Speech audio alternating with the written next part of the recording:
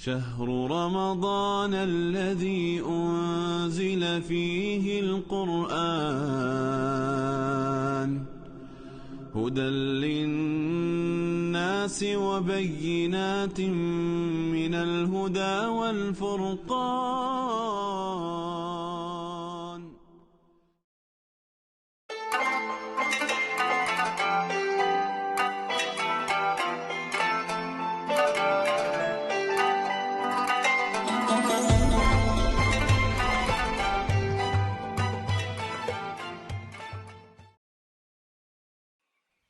Assalamualaikum warahmatullahi wabarakatuh.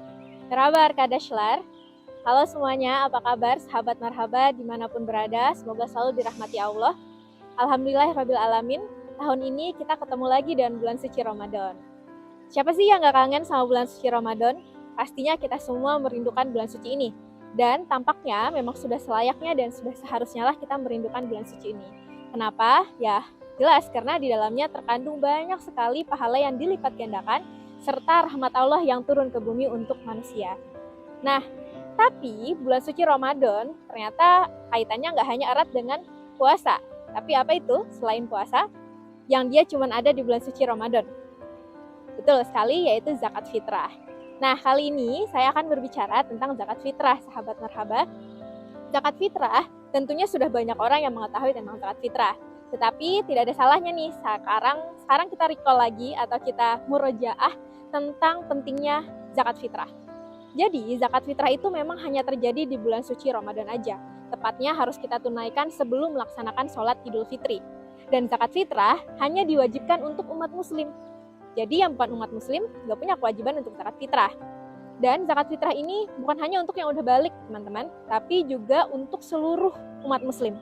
Jadi yang sekarang sudah melahirkan, misalnya punya anak, punya keturunan, masih kecil, masih bayi, nah itu zakat fitrahnya juga sudah harus ditunaikan. Nah sekarang, berapa besarnya zakat fitrah yang harus ditunaikan? Kalau kita berkaca atau berlandaskan di hadis Nabi, ada yang langsung disabdakan oleh Nabi Muhammad SAW dan diriwayatkan oleh Bukhari, Muslim, dan Abu Daud, bahwa sebenarnya zakat fitrah itu ditunaikan sebanyak 3,5 liter makanan pokok. Makanan pokok di sini pada zaman Rasulullah adalah gandum. Nah, kalau zaman kita sekarang, khususnya di Indonesia, gandum kan bukan jadi makanan pokok kita ya. Makanan pokok kita sehari-hari kan beras. Maka berarti zakat fitrah yang harus kita tunaikan adalah beras, yaitu sebanyak 3,5 liter atau setara dengan 2,5 kg beras. Dan itu bisa kita tunaikan, bisa kita hantarkan langsung sebelum sholat Id ke biasanya di masjid-masjid itu ada lembaga zakatnya, ada amil zakatnya yang menghimpun zakat fitrah. Dan juga kalau di Indonesia nggak asing banget kan, di masjid-masjid itu biasanya selalu diumumkan untuk mengingatkan umat muslim membayar zakat mereka. Dan zakat ini juga punya spesifikasi yang khusus, dalam artian dalam menyalurkannya ketika kita sudah menunaikan zakat, berarti kan zakatnya harus disalurkan. Nah, penunaian atau penyaluran zakat itu nggak bisa sembarangan ke orang random kita kasih. Misalnya kayak di jalan kita ketemu orang, kayaknya bisa nih dikasih zakat, kita kasih. Nah, nggak bisa. Zakat fitrah itu sama seperti zakat lainnya, seperti zakat mal, zakat emas, zakat penghasilan, harus ditunaikan atau disalurkan kepada 8 golongan zakat. Apa aja ya yang selama ini kita ketahui, fakir, miskin, orang yang tidak sanggup membayar hutangnya, fisabilillah, kemudian juga orang yang mengumpulkan zakat, dan seterusnya, 8 golongan itu. Nah, setelah kita mereview ulang tentang zakat fitrah, ada baiknya kita refleksikan nih, kenapa sih sebenarnya zakat fitrah itu harus kita tunaikan? Selain tentu jadi kewajiban kita sebagai umat muslim, karena zakat fitrah masuk ke dalam salah satu rukun Islam kita. Nah, apa ya kira-kira yang menjadi refleksi itu? Kalau saya pikir-pikir, atau kalau saya coba tarik benang merahnya, setidaknya ada 3 nih yang bisa kita refleksikan dari kewajiban zakat fitrah. Yang pertama adalah bagaimana hubungan kita dengan Allah SWT. Jadi ada hubungan vertikal di sini, yaitu sebagai bentuk keimanan kita, bentuk keislaman kita, bahwa kita itu berikhtiar untuk menjadi muslim dan muslimah yang taat. Muslim dan muslimah yang betul-betul beriman dan ingin menjalankan segala perintah Allah dan menjauhi larangannya, yaitu salah satunya adalah dengan menunaikan zakat fitrah. Jadi ini adalah bentuk hubungan kita dengan Allah gitu. Gimana kita tuh tanda kutip caper gitu, bukan caper juga sih bahasanya, kayak kita bisa ngasih tahu Allah, ya Allah, saya ini benar-benar bertekad untuk menjadi muslim yang taat dengan cara membayar zakat. Nah, makanya ada hubungan yang vertikal. Yang kedua, yaitu adalah hubungan kita dengan diri kita sendiri. Nah, ini jarang nih dibahas. Apalagi sekarang isu-isu mental health lagi ramai dibahas kan. Jadi, benar banget kan sebenarnya zakat fitrah itu adalah bagaimana hubungan kita sendiri dengan diri kita sendiri. Bagaimana kita berkontemplasi dengan diri kita sendiri.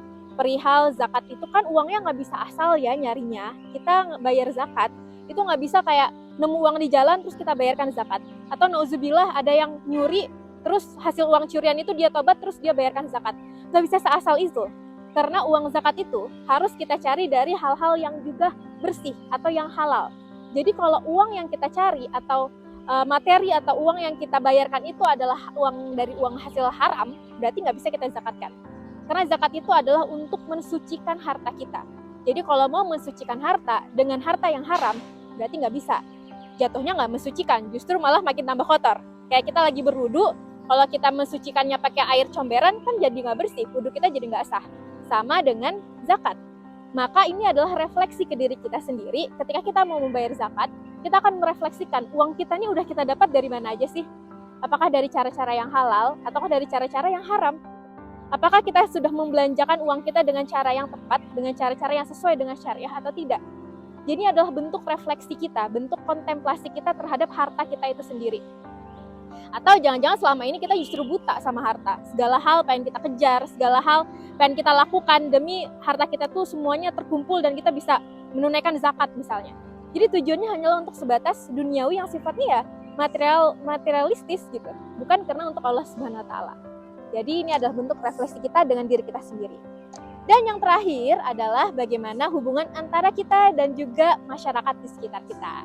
Ini udah jelas banget, karena kita berzakat itu berarti untuk orang lain kan, bukan untuk diri kita sendiri. Dalam artian secara theoretically-nya kan kita kasih ke orang, berarti orang lain yang akan mendapatkan manfaat itu.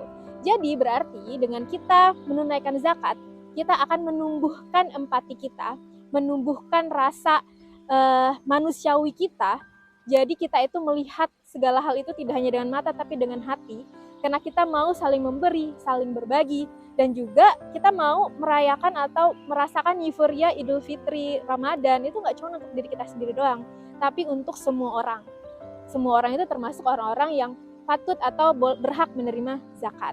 Jadi ternyata zakat fitrah itu nggak sebatas kewajiban doang, teman-teman. Makanya ada 3 hal tadi yang bisa kita refleksikan, khususnya bagaimana hubungan kita ke Allah, hubungan ke diri kita sendiri, perihal kita yang harus sering-sering berintrospeksi diri, dan bagaimana hubungan kita dengan lingkungan yang ada di sekitar kita.